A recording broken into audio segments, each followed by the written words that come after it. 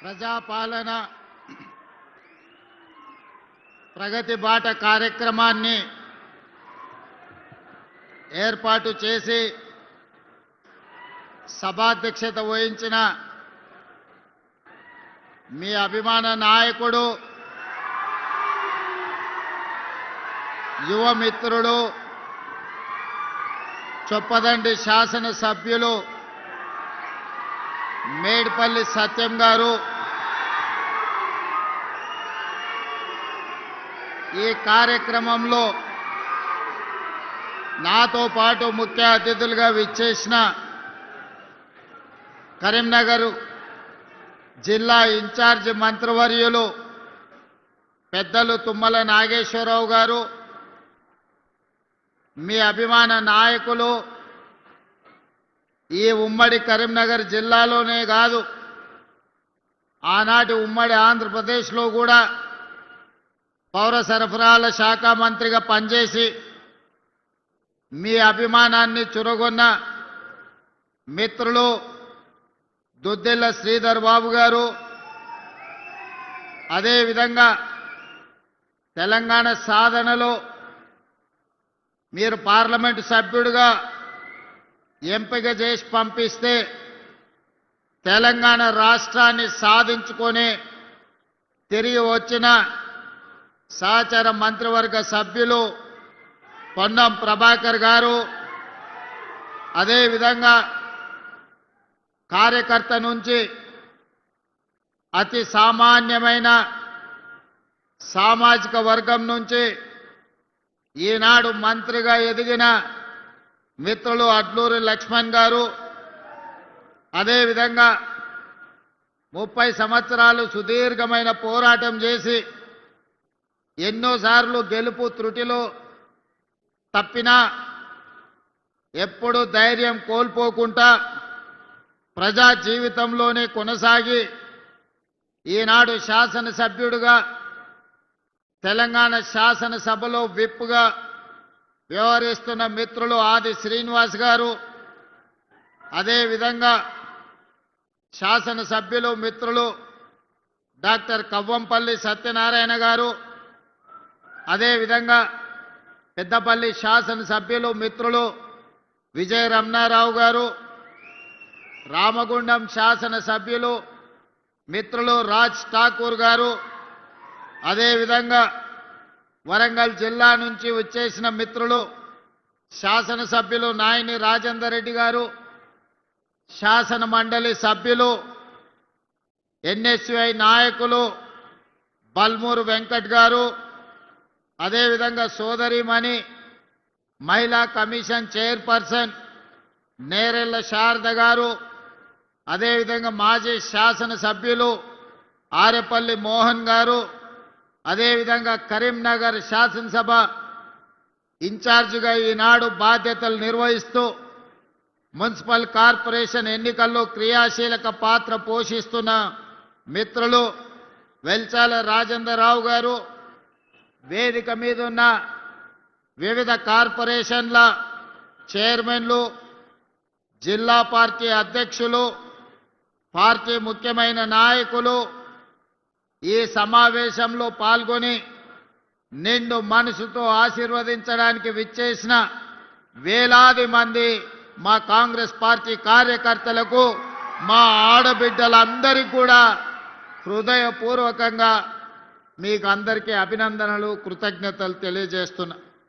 మిత్రులారా, మీకందరికీ తెలుసు కరీంనగర్ జిల్లాకున్న ప్రాధాన్యత. ఈ కరీంనగర్ జిల్లా నుంచే మొదలైన తెలంగాణ మలి ఉద్యమం తెలంగాణ రాష్ట్ర సాధనలో అత్యంత క్రియాశీలక పాత్ర పోషించింది. ఆనాడు 2004 సంవత్సరంలో పెద్దలు శ్రీధర్ బాబు గారు, పొన్నం ప్రభాకర్ గారు, ఇతర ముఖ్యమైన నాయకులందరూ కలిసి, పెద్దలు జీవన్ రెడ్డి గారు అందరూ కలిసి ఆనాడు శ్రీమతి సోనియా గాంధీ గారి సమావేశాన్ని కరీంనగర్ గడ్డ మీద ఏర్పాటు చేయడం జరిగింది. ఆ సమావేశంలో ఈ కరీంనగర్ జిల్లా ప్రజల యొక్క భావోద్వేగం, కరీంనగర్ జిల్లాలో జరుగుతున్న తెలంగాణ ఉద్యమాన్ని కళ్ళకు కట్టినట్టుగా నాడు నాయకులు ప్రదర్శించడంతో శ్రీమతి సోనియా గాంధీ గారు ఈ కరీంనగర్ గడ్డ మీద నుంచే 4 కోట్ల తెలంగాణ ప్రజలకు మాట ఇచ్చిండ్రు. మీ మనసులో ఉన్న కోరిక, మీ పోరాటం నాకు తెలుసు, తెలంగాణ రాష్ట్రాన్ని తప్పకుండా ఏర్పాటు చేస్తామని ఈ గడ్డ మీద నుంచే సోనియా గాంధీ గారు మనకు మాట ఇచ్చిండ్రు. ఇచ్చిన మాట ప్రకారం ఆంధ్రప్రదేశ్లో పార్టీ సర్వం కోల్పోయినా, తెలంగాణలో పార్టీ ఒడిదొడుకులను ఎదుర్కొన్న, కేంద్రంలో అధికారాన్ని కోల్పోయినా ఇచ్చిన మాట ప్రకారం మాట తప్పని మడమ తిప్పని నాయకురాలుగా శ్రీమతి సోనియా గాంధీ గారు 2014లో తెలంగాణ రాష్ట్రాన్ని ఏర్పాటు చేయడం జరిగింది.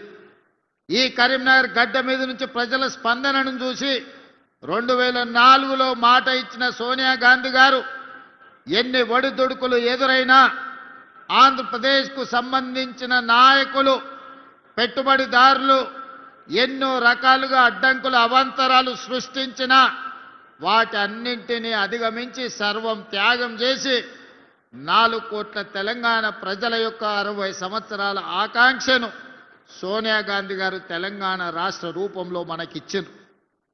సోనియా గాంధీ గారు తెలంగాణ రాష్ట్రం ఇచ్చిన పార్లమెంటులో ఆనాడు పొన్నం ప్రభాకర్ గారు, అంజన్ కుమార్ యాదవ్ గారు, వివేక్ గారు, సురేష్ షెట్కార్ గారు, సుఖేందర్ రెడ్డి గారు, రాజగోపాల్ రెడ్డి గారు, పెద్దలు జైపాల్ రెడ్డి గారు పార్లమెంటులో నిటారుగా నిలబడి కొట్లాడి పెప్పర్ స్ప్రేలను అడ్డుకొని తెలంగాణ రాష్ట్రాన్ని సాధించిన తెలంగాణ రాష్ట్ర ప్రజలు 2 సార్లు బీఆర్ఎస్ పార్టీకి అధికారాన్ని కట్టించిండ్రు.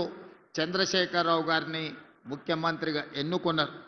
ప్రజా తీర్పును శిరస వహించి ప్రజా తీర్పులో భాగంగా ప్రజలందరూ కలిసి ఆయనకు ఓటేసినప్పుడు ప్రజాస్వామ్యాన్ని గౌరవించాలని ప్రతిపక్ష పార్టీగా కాంగ్రెస్ పార్టీ వారికి సంపూర్ణమైన సహకారాన్ని అందించారు.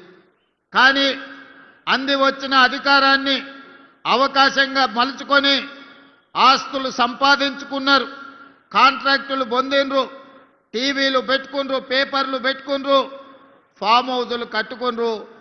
చివరికి పేదవాళ్లకు ఇస్తానన్న డబుల్ బెడ్రూమ్ ఇండ్లు ఇవ్వలేదు, దళితులకు 3 ఎకరాల భూమి ఇవ్వలేదు, ఇంటికి ఒక ఉద్యోగం ఇవ్వలేదు. అన్ని రకాలుగా తెలంగాణలో 10 సంవత్సరాలలో 20 లక్షల కోట్ల రూపాయలు చంద్రశేఖరరావు గారి చేతికి ప్రజలు పన్నుల రూపంలో ఇస్తే పేదలకు డబుల్ బెడ్రూమ్ ఇండ్లు కూడా కట్టించలేని పరిస్థితి ఆ 10 సంవత్సరాలలో వచ్చింది. ఇవాళ 10 సంవత్సరాల తర్వాత ప్రజాప్రభుత్వం ఏర్పడి ప్రజా పాలనను అందిస్తుంటే విషం జిమ్ముతున్నారు. మీరు ఎంబడే దిగిపోండి అని చెప్పి ఈరోజు వాళ్ళ కుటుంబం అంతా మన మీద దాడి చేస్తున్నారు. ఇవాళ మిమ్మల్ని అందరినీ ఆలోచన చేయమని నేను అడుగుతున్నా. 10 సంవత్సరాల వారి పరిపాలనలో ప్రతి సంవత్సరం 2 లక్షల ఇండ్లు ఒకవేళ కట్టున్నా 10 ఏళ్లలో 20 లక్షల డబుల్ బెడ్రూమ్ ఇండ్లు పేదవాళ్లకు కట్టించుండే అవకాశం ఉండే.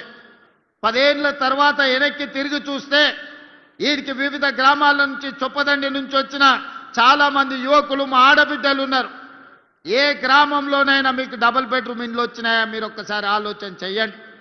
ఏమైనా ఇండ్లు ఉన్నాయంటే 2004 నుంచి 2014 వరకు డాక్టర్ వైఎస్ రాజశేఖర రెడ్డి గారు, సోనియా గాంధీ గారి నాయకత్వంలో కట్టించిన ఇందిరమ్మ ఇండ్లు తెలంగాణ రాష్ట్రం నలుమూలల 25 లక్షల ఇండ్లు కట్టించి పేదవాళ్ల ఆత్మ గౌరవాన్ని నిలబెట్టింది కాంగ్రెస్ పార్టీ. ఆనాడు రైతులు ఎదుర్కొంటున్న కష్టాలు, కాలిపోతున్న మోటార్లు, పేలిపోతున్న ట్రాన్స్ఫార్మర్లను చూసి డాక్టర్ వైఎస్ రాజశేఖర రెడ్డి గారు ఎల్బీ స్టేడియంలో ముఖ్యమంత్రిగా ప్రమాణ స్వీకారం చేసి మొట్టమొదటి సంతకం తెలంగాణ రైతాంగానికి ఉచిత కరెంటును అందించడమే కాకుండా 1300 కోట్ల రూపాయల బకాయిలను, వందలాది వేలాది క్రిమినల్ కేసులను రైతుల మీద ఉంటే ఒక్క కలం పోటుతోని కాంగ్రెస్ పార్టీ రైతులకు ఉచిత కరెంట్ ఇచ్చిన మాట వాస్తవం కాదా? ఇలా ఉచిత కరెంటే కదా దేశానికి ఆదర్శమైంది. ఉచిత కరెంట్ అంటేనే కాంగ్రెస్ పార్టీ పేటెంట్ కదా. ఈనాడు ప్రతి రైతుకు ఉచిత కరెంటు అందుబాటులోకి వచ్చింది అంటే అది కాంగ్రెస్ పార్టీ ప్రవేశపెట్టిన పథకం కాదా ఈ దేశంలో? ఇవాళ రాజీవ్ ఆరోగ్యశ్రీ పేదవాడు ప్రాణాలు పోతుంటే కాపాడుకోలేని పరిస్థితి. ప్రతి పేదవాడు నిస్సహాయంగా తన తండ్రో తన తల్లో కళ్ళ ముందే చచ్చిపోతుంటే కార్పొరేట్ హాస్పిటళ్లకు బిల్లులు చెల్లించలేని పరిస్థితి. అందుకే ఆనాడు కాంగ్రెస్ పార్టీ రాజీవ్ ఆరోగ్యశ్రీ పథకాన్ని తీసుకొచ్చి ఆనాడు 2005-06లో 2 లక్షల రూపాయలు ఉచితంగా ప్రభుత్వం వైద్యానికి అందించింది. ఇవాళ పథకమే కదా 10 లక్షల రూపాయలు ఈరోజు రాజీవ్ ఆరోగ్యశ్రీ పథకం రూపంలో ఈరోజు పేదలకు మనం అందిస్తున్నాం కదా. అందుకే మిత్రులారా, ఇవాళ ఏ పథకమైనా తీసుకోండి, డబుల్ బెడ్రూమ్ ఇల్లు కావచ్చు, లేకపోతే సన్న బియ్యం కావచ్చు, లేకపోతే ఈనాడు పేదలకు అందిస్తున్న 200 యూనిట్ల ఉచిత కరెంటు కావచ్చు, రైతు రుణమాఫీ కావచ్చు, రైతు భరోసా కావచ్చు, ఆడబిడ్డలకు ఆర్టీసీలో ఉచిత బస్సు ప్రయాణం కావచ్చు. ఇవాళ ఇవన్నీ మన ప్రభుత్వం అమలు చేస్తున్న పథకాలే కదా. 2 సంవత్సరాలు పూర్తి చేసుకునే సందర్భంగా మున్సిపల్ ఎన్నికలు వచ్చినాయి. ఈ మున్సిపల్ ఎన్నికల సందర్భంగా నిన్న ఒక ఆయన ఢిల్లీ నుంచి వచ్చిండు. లావు మనగాడు లడాయికి పోతేనంట వెనకాల 3 నూకుడు మనగాళ్ళు వచ్చిరట. భారతీయ జనతా పార్టీ అధ్యక్షుడు, జాతీయ అధ్యక్షుడు నిన్న పాలమూరుకు వచ్చిండు. ఆయన వెనకాల కిషన్ రెడ్డి, బండి సంజయ్, డీకే అరుణ గారు ఆయన వెనకాల పోయారు. మరి నేను అడుగుతున్నా, ఈరోజు కిషన్ రెడ్డి గారిని, బండి సంజయ్ గారిని, డీకే అరుణమ్మ గారిని మీ జాతీయ అధ్యక్షుడిని తీసుకొచ్చింది కదా, మాకేం అభ్యంతరం లేదు. మోడీ గారిని, అమిత్ షా గారిని, మీ నాయకులు ఎంతమంది ఉన్నారో ఢిల్లీ మొత్తం, దేశం మొత్తం ఉన్నోళ్ళ అందరినీ తెలంగాణ రాష్ట్రంలో మున్సిపల్ ఎన్నికలలో ప్రచారానికి తీసుకురండి. ఒక్క మున్సిపాలిటీ అయినా మీరు గెలుస్తారేమో మా కాంగ్రెస్ పార్టీ కార్యకర్తలు చూసుకుంటారు. మా కాంగ్రెస్ పార్టీ కార్యకర్తల సత్తా ఏందో ఇవాళ బీజేపీ వాళ్ళకు చూపిస్తారు. నేను అడగదలుచుకున్న బీజేపీ జాతీయ అధ్యక్షుని 2014లో నరేంద్ర మోడీ గారు మా మహబూబ్నగర్ జిల్లాకు వచ్చినప్పుడు పాలమూరు రంగారెడ్డి ఎత్తిపోతల పథకాన్ని జాతీయ ప్రాజెక్టుగా చేస్తాము అని అన్నాడు. 3 సార్లు మోడీ గారు ప్రధానమంత్రి అయ్యాడు. 12 సంవత్సరాలు బీజేపీ అధికారంలో ఉంది.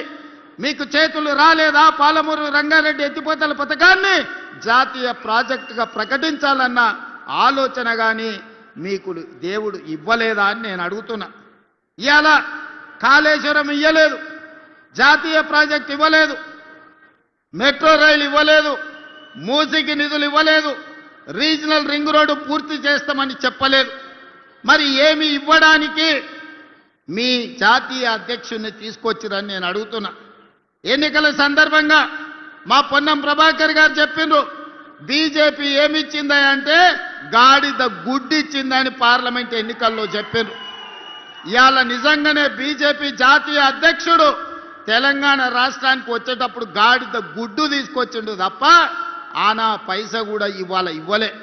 ఏ మొహం పెట్టుకొని 12 ఏళ్ల తర్వాత కూడా నరేంద్ర మోడీ గారు ఇచ్చిన హామీ పాలమూరు రంగారెడ్డి ఎత్తిపోతల జాతీయ ప్రాజెక్టు ఇవ్వకుండా, మెట్రో రైలు 2వ విడత ఇవ్వకుండా, మూసీ ప్రక్షాళనకు నిధులు ఇవ్వకుండా, రీజనల్ రింగ్ రోడ్డును కట్టుకోవడానికి అనుమతులు ఇవ్వకుండా ఏ మొహం పెట్టుకొని ఇవాళ బీజేపీ వాళ్ళు ఇవాళ ఓట్లు అడగడానికి వచ్చిందని నేను అడుగుతున్నా. ఇవాళ సూటిగా నేను అడుగుతున్న బీజేపీ నాయకులను, బీఆర్ఎస్ బీజేపీ బంధం ఫెవికాల్ బంధం కాదా? వీణా వాణి బంధం కాదా? మీ శరీరాలు వేరైనా మీ తలలు ఒక్కటే కాదా? మొన్న జరిగిన పార్లమెంట్ ఎన్నికల్లో బీఆర్ఎస్ చచ్చే అవయవదానం చేసింది. ఎక్కడైనా ప్రమాదంలో ఎవరైనా చావు బతుకుల మధ్యలో ఉంటే వాళ్ళు సంతకం పెడతారు, నా మరణానంతరం నా కిడ్నీలు దానం చేస్తున్నా, నా మరణానంతరం నా కళ్ళు దానం చేస్తున్నా అని మనం అవయవదానం చేసేటోళ్ళని చూసినాం. కానీ బీఆర్ఎస్ దరిద్రమేందో పార్లమెంట్ ఎన్నికల్లో మా ఓట్లు మా సీట్లు బీజేపీకి దానం చేస్తున్నామని 8 మంది ఎంపీ సీట్లను బీజేపీ వాళ్ళని గెలిపించింది బీఆర్ఎస్ వాళ్ళు కాదా? ఒక్క సీటు కూడా గెలవలే. 8 సీట్లలో బీఆర్ఎస్ వాళ్ళ డిపాజిట్లు పోయినాయి. మరి ఇవాళ 8 పార్లమెంట్ సీట్లలో డిపాజిట్ పోయిన బీఆర్ఎస్ వాళ్ళు మేమే గెలుస్తామని రంకెలేస్తారు. డిపాజిట్లు రాని బీఆర్ఎస్ సన్నాసులు రేపు మున్సిపల్ ఎన్నికల్లో ఎట్లా గెలుస్తారని నేను అడుగుతున్నా. ఎందుకు మీరు ఆలోచన చేయొచ్చు, బీఆర్ఎస్ వాళ్ళు ఎందుకు బీజేపీకి ఓట్లు వేపించిరని? దోపిడీ చేసిండ్రు, 1000 కోట్ల రూపాయలు కొల్లగొట్టిరు. ఇవాళ బీజేపీ జాతీయ అధ్యక్షుని హోంశాఖ సహాయ మంత్రిగా పనిచేస్తున్న ఈ జిల్లా పార్లమెంట్ సభ్యుడు బండి సంజయ్ గారిని కిషన్ రెడ్డి నేను సూటిగా అడుగుతున్నా. కాళేశ్వరాన్ని ఏటీఎంగా మార్చి 1000 కోట్లు కొల్లగొట్టిందని అమిత్ షా నరేంద్ర మోడీ గారు తెలంగాణ రాష్ట్రంలో అన్నమాట వాస్తవం కాదా? ఇలా కాళేశ్వరం మీద కమిషన్ వేసి అవినీతి లెక్కలు తేల్చి వీళ్ళని అరెస్టు చేయండి అని రాష్ట్ర ప్రభుత్వం శాసనసభలో చర్చ చేసి కేంద్రానికి పంపిస్తే సిబిఐ విచారణ ఈ రోజు వరకు ఎందుకు మొదలు పెట్టలే? దీనికి సమాధానం బండి సంజయ్ కిషన్ రెడ్డి చెప్పాల్సిన అవసరం లేదా? 1000 కోట్లు కొల్లగొట్టిన కాళేశ్వరం, 1,00,000 కోట్లు పెట్టి కట్టిన కాళేశ్వరం 3 ఏళ్లలోనే కూలేశ్వరమై కూలిపోతే ఇవాళ సిబిఐ విచారణ కోసం కేంద్ర ప్రభుత్వానికి శాసనసభ సాక్షిగా నిండు సభలో తీర్మానం చేసి సిబిఐ కేసులు పెట్టి కేసీఆర్ను హరీష్ను బొక్కలో తొయ్యండి అని అసెంబ్లీ సాక్షిగా తీర్మానం చేస్తే 6 నెలలైంది, అతి లేదు గతి లేదు, సిబిఐ విచారణ లేదు. మరి దేశ ప్రధానమంత్రి అమిత్ షా గారు కాళేశ్వరాన్ని ఏటీఎంగా మార్చుకొని 1000 కోట్లు కేసీఆర్ కొల్లగొట్టిందని చెప్పినప్పుడు విచారణ చేసి బొక్కలేమని మీకే కదా మేము అధికారం ఇచ్చింది. మీరు ఎందుకు వాళ్ళ మీద కేసు పెట్టలేదు? దీని వెనకాల ఉన్న మర్మమేంది, మాయేంది అని చెప్పి నేను ఇవాళ బీజేపీ వాళ్ళని అడుగుతున్నా. ఫార్ములా ఈ రేస్ పేరు మీద కోట్ల రూపాయలు కొల్లగొట్టి కేటీఆర్ గారు అవినీతి అక్రమాలకు పాల్పడ్డాడని చర్యలు తీసుకోవడానికి అనుమతి ఇవ్వమని, ఐఏఎస్ ఆఫీసర్ల మీద అనుమతి ఇవ్వమని కేంద్రానికి లేఖ రాస్తే 6 నెలల నుంచి ఢిల్లీలోనే ఆ లేఖ మూలుగుతుంది. ఒక పక్కన కాళేశ్వరంలో కేసీఆర్ హరీష్ను, ఫార్ములా ఈ రేసు కార్ల కుంభకోణంలో కార్ పార్టీ కేటీఆర్ను కాపాడుతున్నది బీజేపీ వాళ్ళు కాదా? ఇవాళ బీజేపీ బీఆర్ఎస్ బంధం రేపు మున్సిపల్ ఎన్నికలలో కూడా ఉంటుంది. ప్రత్యక్షంగా పరోక్షంగా కరీంనగర్ మున్సిపల్ కార్పొరేషన్లో బీఆర్ఎస్ బీజేపీ ఒకరికొకరు సహకరించుకొని కాంగ్రెస్ పార్టీని దెబ్బతీయాలని గూడుపుటాన్ని చేస్తున్న మాట వాస్తవం కాదా? ఇలా నిజంగానే చిత్తశుద్ధి ఉంటే ఎన్నికల ఓట్ల లోపల కాళేశ్వరం కుంభకోణం మీద హరీష్ను కేసీఆర్ను సిబిఐలో అరెస్టు చేయాలి. ఫార్ములా ఈ రేసులో కేటీఆర్ను అరెస్టు చేసిన తర్వాతనే బీజేపీలు తెలంగాణ రాష్ట్రంలో ఓట్లు అడగాలి. మీ కుమ్ముక్కు రాజకీయాలు, మీ ఫెవికల్ బంధం రాజకీయాలు తెలంగాణ సమాజం గమనిస్తలేదని మీరు అనుకుంటే మీ అమాయకత్వమే అవుతుంది తప్ప ఇంకొకటి కాదు. అందుకే ఇవాళ సూటిగా అడుగుతున్న బీజేపీ నాయకులను, మీ జాతీయ అధ్యక్షుడు వస్తే అనా పైసదేడు గాడిద గుడ్డు తీసుకొస్తాడు. ఈ రోజు అవినీతికి పాల్పడ్డ బీఆర్ఎస్ వాళ్ళని మీరు కాపాడుకుంటూ మీరు ప్రొటెక్షన్ మనీ తీసుకుంటున్నారు వాళ్ళ దగ్గర. ఇవాళ మీరు కాపాడడానికి వాళ్ళ దగ్గర మీరు మామూలు వసూలు చేసుకుంటున్నారు తప్ప మీరు వాళ్ళని అరెస్ట్ చేసే పరిస్థితి లేదు. అందుకే మిత్రులారా, తెలంగాణ సమాజాన్ని ఆలోచన చేయమని నేను చెప్తున్నా. ఇవాళ బీజేపీ బీఆర్ఎస్ వాళ్ళు చీకటి ఒప్పందంలో భాగంగా కాంగ్రెస్ పార్టీని దెబ్బతీయాలని చూస్తున్నారు. 2 ఏళ్లలో మీరేం చేసిండ్రని మమ్మల్ని అడుగుతారు. నేను అడగదలుచుకున్న 10 ఏళ్ళు కేసీఆర్ ఏం చేసిండో, 12 ఏళ్ళు నరేంద్ర మోడీ ఏం చేసిండో లెక్క చెప్పండి. 2 ఏళ్లలో మేము ఏం చేసినామో శాసనసభలో లెక్క చెప్తా. ఒకవేళ మీకు ఈ వేదిక మీద నుంచి 2 ఏళ్లలో మేము ఏం చేసినామో ధైర్యం ఉంటే లెక్క రాసుకోండి. గుండె బగిలి సస్తారు బీజేపీలు బీఆర్ఎస్ వాళ్ళు, లెక్క రాసుకోండి అని చెప్పి నేను ఈ వేదిక మీద నుంచి చెప్పదలుచుకున్నా. విద్యార్థుల కోసం ఈ 2 ఏళ్లలో 70,000 ప్రభుత్వ ఉద్యోగాలు ఎల్బీ స్టేడియం సాక్షిగా, శిల్పారామం సాక్షిగా ఎన్నో ఏళ్ల నుంచి నీళ్లు నిధులు నియామకాల పేరు మీద తెలంగాణ ఉద్యమం జరిగితే నియామకాలు మీరు చేపట్టకపోతే ప్రభుత్వంలో 70,000 ఉద్యోగాలు మేము ఇచ్చినాం. 70,000 మంది తలలు లెక్క పెడతా. ఎల్బీ స్టేడియానికి ధైర్యం ఉంటే రమ్మని బీఆర్ఎస్ బీజేపీలకు నేను సవాలు విసురుతున్నా. ఇవాళ మీరు బీసీ ఎస్సీ హాస్టళ్లు ప్రకటిస్తే 5 పైసలు ఇవ్వకపోతే ఎక్కడెక్కడనో రూములలో బాత్రూమ్ లేక పిల్లలు కష్టపడుతుంటే 100 యంగ్ ఇండియా ఇంటిగ్రేటెడ్ రెసిడెన్షియల్ స్కూళ్లు మంజూరు చేసి 20,000 కోట్ల రూపాయలతోని ఈ రోజు పనులు ప్రారంభించినాం. బుక్కెడు బువ్వ మీరు చక్కగా పెట్టకపోతే హాస్టళ్లలో చదువుకుంటున్న పిల్లలకు 40% ఈ రోజు మనము వాళ్ళ భోజనానికి రేట్లు పెంచినాం. 200% కాస్మెటిక్ ఛార్జీలు పెంచినాం. ఇవాళ ప్రతి విద్యార్థికి పాఠశాలకు వెళ్ళేవాడికి రేపటి నుంచి రేపు వచ్చే అకాడమిక్ ఇయర్లో బ్రేక్ఫాస్ట్ పెట్టాలని ఇవాళ నిర్ణయం తీసుకున్నాం. ఇవాళ ఇదే చొప్పదండిలో డిగ్రీ కాలేజ్ లేకపోతే మేడుపల్లి సత్యం అన్న మా యువకులు చదువుకుంటారు. డిగ్రీ కాలేజ్ ఇవ్వాలి అంటే ఇవాళ మీకు డిగ్రీ కాలేజ్ ఇచ్చినాం. ఇదేం కాదు మిత్రులు, పొన్నం ప్రభాకర్ శాతవాహన యూనివర్సిటీ ఉన్నది కానీ లా కాలేజ్ లేదు, ఎల్ఎల్ఎం లేదు, ఇంజనీరింగ్ కాలేజ్ లేదు అంటే ఈ కరీంనగర్ ప్రాంతానికి law college, LLM college, engineering college మేము ఇచ్చిన మాట వాస్తవం కాదా? ఆదిలాబాద్ జిల్లాకు యూనివర్సిటీ ఇచ్చిన మాట వాస్తవం కాదా? ఖమ్మం జిల్లాకి ఎర్త్ యూనివర్సిటీ మన్మోహన్ సింగ్ గారి పేరు మీద యూనివర్సిటీ ఇచ్చిన మాట వాస్తవం కాదా? ఇవాళ ఒకటొకటిగా చెప్పుకుంటూ వెళ్తే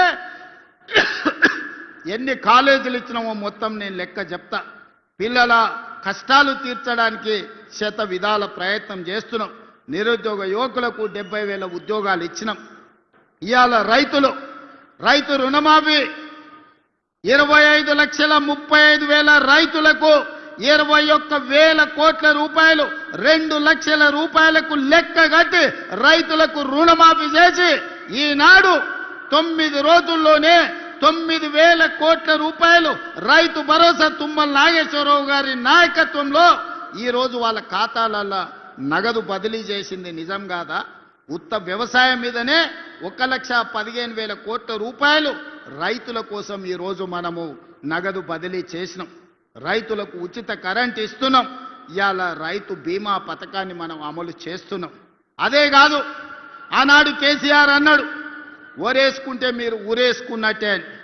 మిమ్మల్ని మాత్రం ఒరేసుకుంటే ఊరేసుకున్నట్టే అన్నాడు. ఆయన ఫామ్ హౌస్లో 150 ఎకరాలలో వరి పండిస్తే కావేరీ సీడ్స్ వాళ్ళు 4,000 రూపాయలకు క్వింటాలు కొన్నారు. పేద రైతులకు 2,000 కోసం కొనలేదు కానీ ఆయన పండించిన పంటకు మాత్రం 4,000 రూపాయలు ఇచ్చారు. నేను అడగదలుచుకున్నా, మనమేమో ఒడ్లు పండించినాం, ఆయన ఏమన్నా బంగారం పండించిండా? ఒరేసుకుంటే ఊరేసుకున్నట్టే అన్నాడు కదా.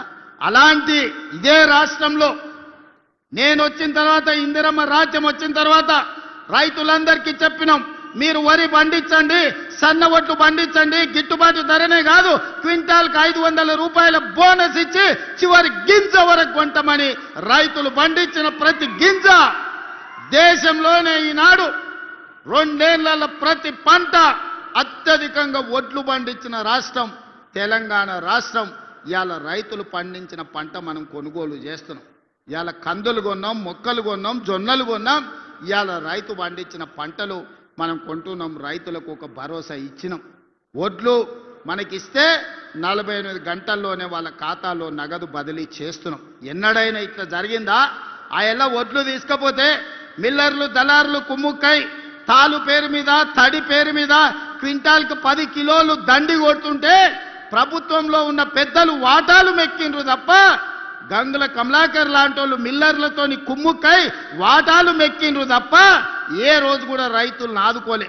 ఇవాళ ఎవడైనా మిల్లర్ అయినా దళారైనా ఇవాళ తాలు పేరు మీద, తుట్టి పేరు మీద ఏమన్నా కట్ చేస్తున్నారేమో చూడండి, ఈపులు విమానమూతం అవుతాయని మన ప్రభుత్వంలో చెప్పడం జరిగింది. మిత్రులారా, ఇలా రైతులకు చూడండి, రైతు భరోసా కావచ్చు, రైతు రుణమాఫీ కావచ్చు, రైతు గిట్టుబాటు ధర కావచ్చు, రైతు బీమా కావచ్చు, రైతులను ప్రతి నిమిషం ఆదుకొని రైతాంగ కుటుంబాలను ఈ రోజు రైతును రాజును చేయడమే కాకుండా వ్యవసాయం దండగా కాదు వ్యవసాయం పండుగ చేసి చూపిస్తామని ఈనాడు రైతాంగాన్ని మనం ఆదుకున్నాం. ఇక మా ఆడబిడ్డలు, మా అక్కలు ఈడనే ఉండ్రు. నేను హెలికాప్టర్ల పైనుంచి వచ్చేటప్పుడు తుమ్మల గారికి చూపించిన పాలపిట్టలు లెక్క చీరలు చూడు ఎంత మంచిగా ఉన్నాయో. దసరా పండుగ నాడు పాలపిట్టలు చూసినట్టుంది మా అక్కలు ఆ చీరలు కట్టుకొని వస్తుంటే. ఇవాళ మా అక్కలు కెమెరామెన్ అక్కడ చూపి మా అక్కలందరూ పాలపిట్ట చీరలతో ఎంత మంచిగా ఉన్నారు. ఇంటి ఆయన కూడా సంతోషపడతాడు, మా అక్కలందరూ ఇంత మంచిగా కనిపిస్తున్నారు అంటే. ఇవాళ మా అక్కలందరూ పాలపిట్ట చీరలు కట్టుకొని ధైర్యంగా మా తమ్ముడు వచ్చిండు, పండుగ పూట చీర పెడితే మాకు సారే అని చెప్పి ఇవాళ తమ్ముడిని ఆశీర్వదించడానికి ఇంత దూరం వచ్చారు మా అక్కలు. ఆ ఎల్ల బతుకమ్మ చీరలు ఇచ్చింది. ఎన్నడన్నా మా అక్కలు కట్టుకున్నారా? ఆ అక్కల్ని ఆలోచన చేయమని నేను అడుగుతున్నా. బతుకమ్మ చీరలు అల్ల ఇస్తే సూరత్ నుంచి కిలోల కొద్ది కొనుక్కొచ్చి కోట్ల రూపాయలు మీరు కమిషన్ తీసుకుంటే బతుకమ్మ చీరలలో కూడా ఆ చీరలు తీసుకెళ్లి వ్యవసాయ పొలాల కాడ, మొక్కజొన్న కాడ పిట్టలను బెదిరించనిక కట్టిండ్రు తప్ప ఆడబిడ్డలు ఎప్పుడన్నా ఆ చీరలు కట్టుకున్నారా? మీ బతుకు జడ ఆడబిడ్డలకు పెట్టే చీరల్లో కూడా మీరు కమిషన్ వదలకపోతే మీది కూడా ఓ బతికేనా అని ఇవాళ మా ఆడబిడ్డలు అనే పరిస్థితి వచ్చింది. కానీ ఇవాళ మా అక్కలు సంతోషంగా మేము ఇచ్చిన ఇందిరమ్మ చీరలు కట్టుకొని ఇవాళ వచ్చారు. అదేవిధంగా మా పొన్నం ప్రభాకర్ చెప్తున్నాడు, మొన్న సమ్మక్క సారలమ్మ జాతరలా లక్షలాది మంది ఆడబిడ్డలకు ఉచిత బస్సు ఇచ్చినామని. నేను అడుగుతున్న ఇవాళ 2 ఏళ్లలో మా అక్కలే సాక్షి, ఏడన్నా బస్సులు ఎవరన్నా ₹1 అడిగినరా అక్క? మిమ్మల్ని కిరాయి అడిగినరా అక్క? నిజం చెప్పురి. అడిగితే మీ తమ్ముని ఫోటో చూపించమని ఆయననే చెప్పిన కదా, కిరాయి పైసలు అయితే మా తమ్ముడు కడతాడు, పట్టణంలో ఉన్నారు తెచ్చుకోపోండి అని చెప్పమన్నానా? 2 ఏళ్లలో ఆడబిడ్డలకు ఉచిత బస్సు ప్రయాణానికి 9,000 కోట్ల రూపాయలు నేను పొన్నం ప్రభాకర్ గారికి లెక్క కట్టి నెల నెల పైసలు కట్టిన. మా ఆడబిడ్డలు బస్సులో ఉచితంగా పోతే ఆ ఎల్లా అమ్మగారింటికి పోవాలన్నా, అమ్మవారిని దర్శించుకోవాలన్నా, కొండగట్టుకోవాలన్నా, వేములవాడ రాజన్నను దర్శించుకోవాలన్నా ఇంటి ఆయన ముందల చేయి చాపాలి మా అక్కలు. అయ్యా నేను రాజన్న దగ్గరకు పోయేస్తా, కొండగట్టుకు పోయేస్తా అంటే ఇంటి ఆయన చెప్పడే ఇప్పుడు దసరా పండుగ కదా, దీపావళికి పోదు కానీ లేకపోతే ఉగాది పండుగ పోదు, ఇప్పుడు ఏం తొందర ఉందని. అమ్మగారింటికి పోయేస్తా అంటే ఇప్పుడు ఏమంతా పొడుచుకొచ్చింది అమ్మగారింటికి పోయి చూసిరానికి అని అనేటోడు. కడుపులో బాధ దుఃఖం ఉన్నా ఇక ఆయన నగదు ఇవ్వకపోతే బస్సులో పోలేని పరిస్థితి. మా అక్కలు మనసులే బాధ పెట్టుకొని ఇంటికానే పిల్లల్ని చూసుకుంటూ ఉండేది. ఇవాళ పరిస్థితి ఎట్లుంది? ఇంటి ఆయన బాయికాడిపోతే అక్క అమ్మగారింటికి పోయి అమ్మని చూసి మళ్ళీ సాయంత్రం లోపల ఇంటికి వస్తుంది. అమ్మగారిని దర్శించుకోవాలంటే ఆలోచన లేదు, బస్సు ఎక్కి పిల్లల్ని తీసుకొని చక్కగా పోయి గుడికి పోయి దర్శనం చేసుకొని వస్తుంది. 9,000 కోట్ల రూపాయలు ఇవాళ మా ఆడబిడ్డల కోసం నేను ఖర్చు పెట్టినా. ఒక్కొక్క అక్కకు ఒక్కొక్క చెల్లెకు నెలకు 4-5 వేల రూపాయలు మిగులుతున్నాయి బస్సు ప్రయాణం నౌకరు చేసుకునేటోళ్ళకు. ఇది మేము ఇచ్చింది కాదా? మహిళా సంఘాలు ఆనాడు స్వయక సంఘాలు అంటే ఒక పట్టు ఉండే, ఒక గౌరవం ఉండే. కేసీఆర్ వచ్చి ఖతం చేసిండు. పావులా లేదు, సున్నా లేదు, వడ్డీ లేదు, నగదు లేదు. మా ఆడబిడ్డల చేతుల సిల్లి గవ్వ లేకుండా చేసిండు. మనం వచ్చినాక 27,000 కోట్ల రూపాయలు ఆడబిడ్డల చేతులు పెట్టి మీరు వ్యాపారం చేయండి, మీరు కోటీశ్వరులు కాండి అని 27,000 కోట్ల రూపాయలు ఇవాళ 0 వడ్డీతో మా అక్కల చేతుల నగదు ఆడుతుంది. ఇవాళ బస్సులో ఉచిత ప్రయాణమే కాదు, 1000 బస్సులకు మా పొన్నం ప్రభాకర్ గారు ఆడబిడ్డలను యజమానులను చేశారు. ఆర్టీసీకే బస్సులు పెట్టి ఇవాళ మా ఆడబిడ్డలు నడిపించే పరిస్థితి వచ్చింది. ఇవాళ జిల్లా కేంద్రాలలో పెట్రోల్ బంకులు ఇచ్చి వ్యాపారం పెట్టించినాం. ఇవాళ సోలార్ విద్యుత్ అదాని అంబానీల కాదు, ఆడబిడ్డలు కూడా సోలార్ విద్యుత్ ఉత్పత్తి చేస్తారని ఈరోజు సోలార్ విద్యుత్ ఉత్పత్తి కేంద్రాలను 1000 మెగావాట్లు మా ఆడబిడ్డలు పెట్టి ఇవాళ రాష్ట్ర ప్రభుత్వంతో వ్యాపారం చేస్తారు. ఇవాళ చాలా మంది యువకులు చదువుకున్న వాళ్ళు శిల్పారామం చుట్టూతా మైక్రోసాఫ్ట్, ఇన్ఫోసిస్, విప్రో లాంటి పెద్ద పెద్ద ఐటీ కంపెనీలు ఉన్నాయి. ఆ పక్కనే ఆడబిడ్డలకు 100 కోట్ల రూపాయల భూమి ఇచ్చి 150 స్టాల్స్ శిల్పారామం పక్కనే పెట్టించి వాళ్ళు తయారు చేసే వస్తువులను ప్రపంచానికి అమ్మేటట్టు ఈరోజు అవకాశం కల్పించినాం. ఇవాళ ఇక్కడ ఉన్నోళ్ళు ఎవరన్నా మా అక్కలు తయారు చేసే నిర్మల్ పెయింటింగ్స్ కావచ్చు, చేతితోని తయారు చేసే వస్తువులు కావచ్చు, ఆన్లైన్లో అమెజాన్లో ఆర్డర్ పెట్టడానికి ఇవాళ మా అక్కలు తయారు చేసిన వస్తువులు ఆన్లైన్లో ప్రపంచానికి అందుబాటులోకి తీసుకొచ్చినాం. ఇవన్నీ మా ఆడబిడ్డల ఆత్మగౌరవం పెంచడానికి మేము చేసిన ప్రయత్నం కాదా అని నేను అడుగుతున్నా. ఇవాళ ఒక పక్కన రైతులు, ఇంకొక పక్కన విద్యార్థులు, మరో పక్కన నిరుద్యోగ యువకులు, ఇంకొక పక్కన ఆడబిడ్డలకు ప్రతి విషయాన్ని అడిగి తెలుసుకొని వాళ్ళ సమస్యలు ఒకటొకటిగా పరిష్కరించుకుంటున్నాం. 10 ఏళ్ల నుంచి తెలంగాణ రాష్ట్రంలో నీ పీడ బట్టి, నీ చీడ బట్టి సమస్యలు పేర్కపోతే ఒకటొకటి పరిష్కరించుకుంటూ వస్తున్నాం. ఆ ఎల్ల మేము అధికారం ఇచ్చినప్పుడు 70,000 కోట్ల అప్పు ఉంటే 10 ఏళ్లలో 8,11,000 కోట్ల రూపాయల అప్పులు మన నెత్తి మీద మోపిండి అయ్యగారు. పోయి ఫామ్ హౌస్లో వండుకున్నాడు, నీ సావు నువ్వు సావని. 8,11,000 కోట్ల రూపాయల అప్పులతోని నాకు అధికారాన్ని చేతులు పెడితే ఏం చెయ్యాలా నాయనా అని దిక్కుదోచని పరిస్థితిలో కన్నోని కాళ్ళు పట్టుకొని ఢిల్లీకి పోయి అడుక్కోనోని అందరి దగ్గర పోయి కూర్చొని ఇవాళ ఒక దారిలోకి పట్టుకొచ్చి ప్రభుత్వాన్ని నడిపే పరిస్థితి తీసుకొచ్చినాం. ఒకటొకటిగా అప్పులు కట్టుకుంటూ వస్తున్నాం. అసలుకు మిత్తికే ఆయన చేసిన అప్పులకు మిత్తి కట్టనికనే నెలకు 5-6 వేల కోట్ల రూపాయలు కట్టాల్సి వస్తుంది. సంసారం దివాలా దీపించిండు, బజార్లో ఇజ్జత్ లేకుండా చేసిండు. సిల్లి గవ్వ ఉట్టకుట్ట చేసి రాష్ట్రాన్ని ఆడ పడేసిపోయి ఫామ్ హౌస్లో వండుకున్నాడు. నీ సావు నువ్వు సావుపో, ఇక నేను రానే రాను, బడికే రాను అంటాడు.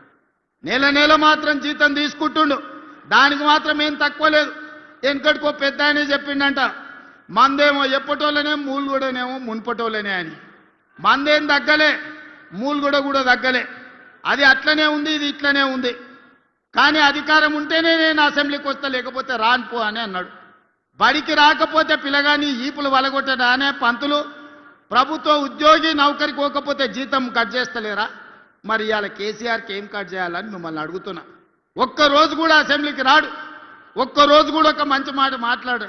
వస్తే ఏదో ఒకటి శాపనార్థాలు పెట్టిపోతాడు. 40 ఏళ్ళ అనుభవం అంటాడు. నీ అనుభవం అంతా మమ్మల్ని శాపనార్థాలు పెట్టడానికేనా? ఇది తెలంగాణ సమాజానికి ఏమన్నా మంచిదా? మీరు ఒక్కసారి ఆలోచన చెయ్యండి. అందుకే ఇవాళ వాళ్ళందరూ కట్టగట్టుకొని మన మీద విషం జుమ్ముతున్నారు. ఓ రోజు తండ్రి, ఓ రోజు కొడుకు, ఓ రోజు అల్లుడు, ఓ రోజు బిడ్డ, ఓ రోజు సటకుని కొడుకు. ఇక సటకుని కొడుకు నుంచి చెప్పాలంటే మిడ్మానేరు ఉందనే ఉంది కాడ రవీందర్ అని ఆ ఊర్లో కొట్లాడినోడు ఉన్నాడు. చివరికి మిడ్మానేర్ల పట్టాలు కూడా వదలలేదయా. రాష్ట్రాన్ని దోసుకున్నదే కాదు, మిడ్మానేర్ల పేదోళ్ళకి ఇచ్చే ఇండ్ల పట్టాలు కూడా సడ్డకుని కొడుకు ఇవ్వలే. ఆ సడ్డ కూడా ఈడ ఇసుక దందాలు ఎట్లా చేసిండో మీకు అందరికీ తెలిసి, చొప్పదండి వాళ్ళు అందరు తెలుసు, నేను కొత్తగా చెప్పాల్సిన పని లేదు. ఏదన్నా వదిలినరా, గాలి వదలలే, నీరు వదలలే, ఇసుక వదలలే, రోడ్డు వదలలే, కంకర వదలలే.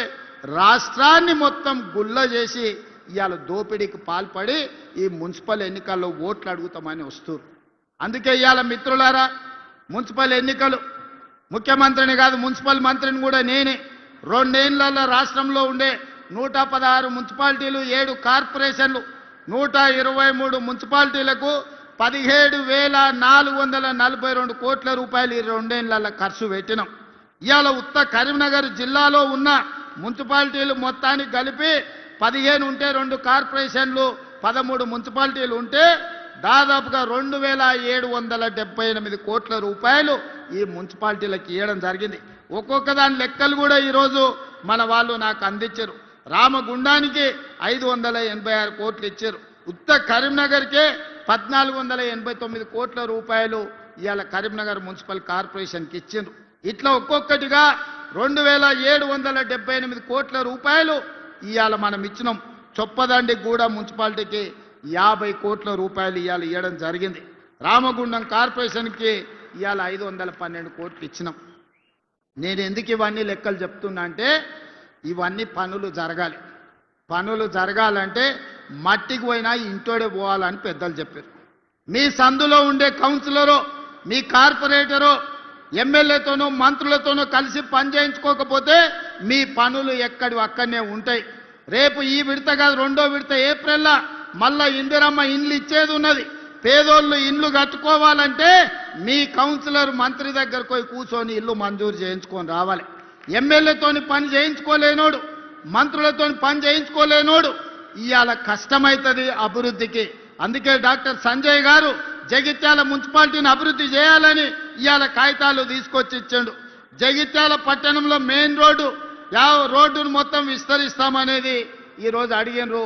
తప్పకుండా జగిత్యాల మున్సిపాలిటీలో రోడ్డును విస్తరించే పని చేస్తాం. వాలంటరీ ల్యాండ్ ఈరోజు జగిత్యాల నియోజకవర్గంలో యంగ్ ఇండియా ఇంటిగ్రేటెడ్ స్కూల్కి అడిగిండు. తప్పకుండా వాటిని అమలు చేసే పని చేస్తాం. మేడ్పల్లి సత్యం 2 పేజీల కాగితాలు తెచ్చి ఇచ్చిండు మీ చొప్పదండి కోసం. తప్పకుండా మిత్రుడు సత్యం భవిష్యత్తున్న నాయకుడు.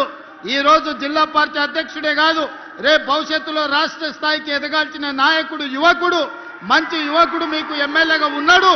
తప్పకుండా యువకులను ప్రోత్సహించి చొప్పదండిని అభివృద్ధి చేసే బాధ్యత నాది. అదే విధంగా ఇవాళ గుళ్ళ గురించి వేములవాడ మా ఆది శ్రీనివాస్ అన్న నువ్వు రావాలి అని నన్ను అడిగిన. వేములవాడ రాజన్న దర్శనం నేను పోదామని మొత్తం తయారు చేసిన. ఎంబడే కొంతమంది పెద్ద మనుషులు వచ్చారు. అన్న వేములవాడ పోయిన వాళ్ళకి ఎవరికి పదవి ఉండలేదు, పోయి వచ్చినాక పదవి పోతుందని వచ్చి నాకు చెవులో చెప్పారు. నాకు అర్థం కాలే. అయ్యా నేను పోతున్నది హరిహర మహాదేవుని దగ్గరికి, శివయ్య దగ్గరికి నేను పోతే వచ్చిన సమస్య ఏంది, అదెట్లనో చూద్దాం. ఇట్లాంటి అపవాదులు శివయ్య మీద ఉండొద్దు, ఏదేమైనా సరే నేను వస్తపా అని వేములవాడ రాజన్నను దర్శనం చేసుకుని 150 కోట్ల రూపాయలు నిధులు కేసీఆర్ మాట ఇచ్చి శివయ్యను మోసం చేస్తే వేములవాడ రాజన్న అభివృద్ధికి 150 కోట్ల రూపాయలు మంజూరు చేసి ఇలా పనులు జరుగుతున్నాయి. ఆ తర్వాత నేను సర్పంచ్ల 66% సీట్లు గెలిచిన అంటే శివయ్య మనల్ని ఆశీర్వదించినట్ట, శివయ్య మన పదవి పోగొట్టినట్ట? ఒక్కసారి ఆలోచన చేయండి. ఇవాళ అదే కాదు, మా ధర్మపురి లక్ష్మీ నరసింహస్వామి మందిరాన్ని గురించి మా లక్ష్మణ్ చెప్తున్నాడు, కొండగట్టు హనుమంతుని గురించి మా సత్యం చెప్తున్నాడు, మా వేదిక మీద ఒక్కొక్కరు ఒక్కొక్క మందిరం గురించి చెప్పారు. అందుకే మిత్రులారా, నేను ఒక మాట చెప్పదలుచుకున్నా. 2027లో గోదావరి పుష్కరాలు రాబోతున్నాయి. ఈ గోదావరి పుష్కరాల కోసం ఆదిలాబాదు బాసర నుంచి ఖమ్మం జిల్లా భద్రాచలం వరకు ఎన్ని టెంపుల్స్ ఉన్నాయో, ఎన్ని గుడులు ఉన్నాయో, చిన్న కాళేశ్వరం నుంచి మొదలు పెడితే మంతంలో ఉండే టెంపుల్స్ నుంచి ప్రతి మందిరానికి పూర్తి స్థాయిలో ప్రణాళిక చేసి వీటికి అవసరమైతే 4-5 వేల కోట్ల రూపాయలు ఖర్చైనా ఈ మందిరాలన్నిటిని అభివృద్ధి చేసే బాధ్యత నేను తీసుకుంటా. చంద్రశేఖరరావు లాగా మాటిచ్చి మోసం చేసుడు, జీవోలు ఇచ్చి రూపాయి ఇదల్చకపోవడం లాంటి పనులు చెయ్యను. అన్నిటికీ అంచనాలను చేపిస్తా. మీడియా మిత్రులారా రాసుకోండి.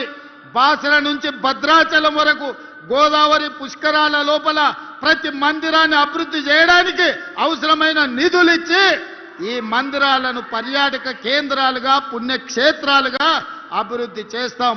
అటవీ ప్రాంతంలో ఉన్న ఎకో టూరిజంని కూడా అభివృద్ధి